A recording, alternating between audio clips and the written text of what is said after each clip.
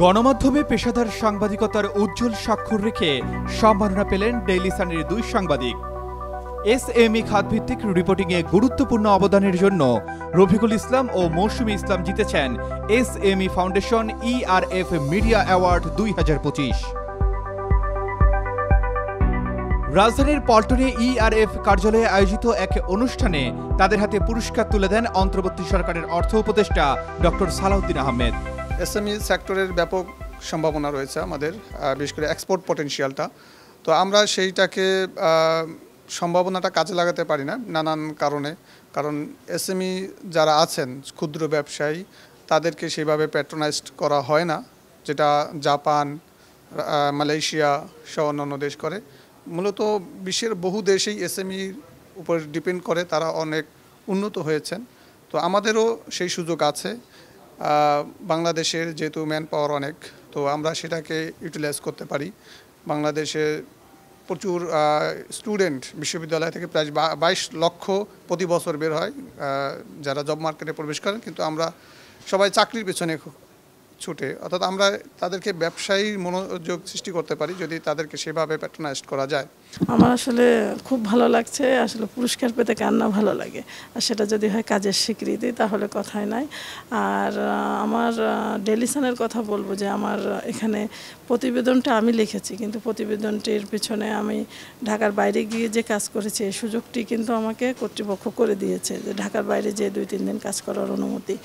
এজন্য আমার সম্পাদক, আমার বার্তা সম্পাদক এবং আমার চিফ রিপোর্টার বিশেষ কৃতজ্ঞতা তাদের প্রতি, এবং পুরো ডেইলি সান পরিবারের প্রতি কৃতজ্ঞ যে এই মানে ডেইলি সান সবসময়ই এই ধরনের কাজে উৎসাহ দেয়, আর এই পুরস্কার আমাকে আরও উৎসাহ যোগাবে। এসএমই ক্ষুদ্র মাঝারি শিল্পটা মেনলি প্রান্তিক অঞ্চলে, এবং আমি যে নিউজটি করেছি আমি গাইবান্ধা ঘুরে এসে সেই নিউজটি করা। আমি গাইবান্ধা যে হোশিয়ারি শিল্প, ওখানে আমি গিয়েছি। আপনারা জানেন যে গাইবান্ধা উত্তরবঙ্গের খুব অনুন্নত একটি ডিস্ট্রিক্ট।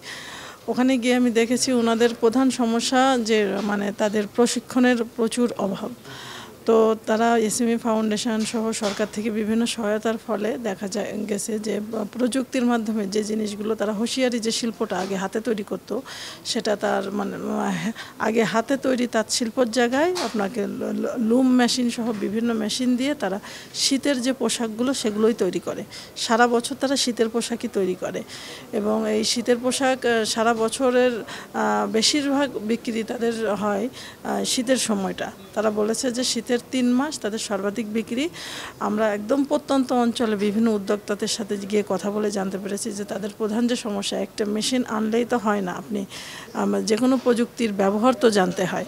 তাদের এই যে উপযুক্ত ট্রেনিংয়ের অভাবের কারণে তারা মেনলি এগিয়ে আসতে পারে না। যতটুকু তাদের মানে সহযোগিতা দরকার, তার পুরো সহযোগিতাটা তারা আসলে পায় না। কারণ আমাদের এসএমই নিয়ে কাজ করে হলো এসএমই ফাউন্ডেশন, পিকেএসএফ সহ বিভিন্ন ক্ষুদ্র ঋণ সংস্থা, আর বাংলাদেশ ব্যাংক থেকে কিছু রিফাইন্যান্স স্কিমের মাধ্যমে তারা ঋণ পেয়ে থাকে। তো তাদেরকে যদি পর্যাপ্ত পরিমাণে সহযোগিতা করা যায়, তাহলে এসএমই খাতের এই উন্নয়নে আমাদের মানে ক্ষুদ্র শিল্প আরও ঘুরে দাঁড়াবে। ডেইলি সানের হয়ে এসএমই রপ্তানির সমস্যার সমাধান এবং চতুর্থ শিল্প বিপ্লব ও প্রযুক্তির ব্যবহার, এই 2 বিষয়ে আলাদা আলাদা প্রতিবেদনের জন্য পুরস্কৃত হন তারা। ডেইলি সান রিপোর্টিং টিমের 2 অন্যতম সদস্য মৌসুমী ইসলাম এবং Rafiqul Islam 2 ERF SME foundation media award পেয়েছেন তাদের আউটস্ট্যান্ডিং রিপোর্টের জন্য। আমি তাদের 2জনকে অভিনন্দন জানাই। এটা ডেফিনেটলি ডেইলি সান ভালো ভালো রিপোর্ট করছে বিভিন্ন বিষয়ে। ডেইলি সানের রিপোর্টাররা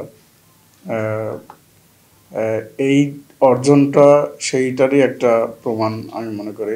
গত বছর জুলাই থেকে শুরু করে এখন পর্যন্ত মিডিয়ার যে অবস্থাপনা, ক্রমাগত নানা ধরনের চাপ, সব কিছু উপেক্ষা করে আমাদের রিপোর্টারদের রিপোর্টিং ডিপার্টমেন্টের সবার মধ্যে যে একটা চিয়ার আপের ব্যবস্থা করেছেন, তার এই জন্য তারা আসলে ধন্যবাদ পাওয়ার জন্য। এর মাধ্যমে আমাদের অফিসের সবার মাঝে একটা অনুপ্রেরণা কাজ করবে, এটাই আমার প্রত্যাশা সবার কাছে, এবং তাদেরকে আবারও ধন্যবাদ জানাচ্ছি। পুরস্কার ঘোষণার পর ডেইলি সান অফিসে ছিল আনন্দঘন পরিবেশ।